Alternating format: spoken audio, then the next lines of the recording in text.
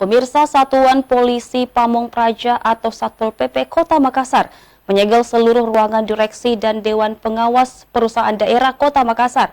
Penyegelan dilakukan pasca pengumuman pembubaran atau pemberhentian direksi dan Dewas Perusda Makassar yang berlaku sejak Selasa 7 Desember 2021.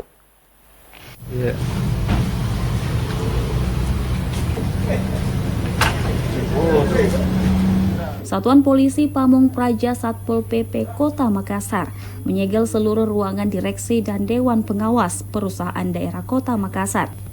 Ini buntut dari pemecatan direksi dan dewan di 6 perusda yang dilakukan Wali Kota Makassar, Moh Ramadan Pemanto, pada Selasa 7 Desember 2021.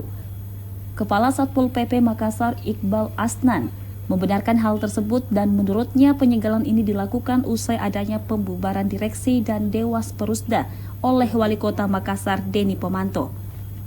Penyegelan dimulai di perusahaan daerah PD Parkir Makassar hingga menyasar seluruh perusda lainnya, antara lain PD Terminal, PD Pasar Makassar Raya, Badan Perumahan Rakyat BPR, Perumda Air Minum, dan Rumah Potong Hewan.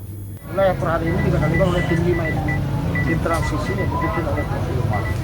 Untuk itu kami akan serahkan semua ke tim transisi setelah kami melakukan penertiban ke seluruh aset pemerintah kota ini. Pak, selain di sini di mana-mana lagi, Pak?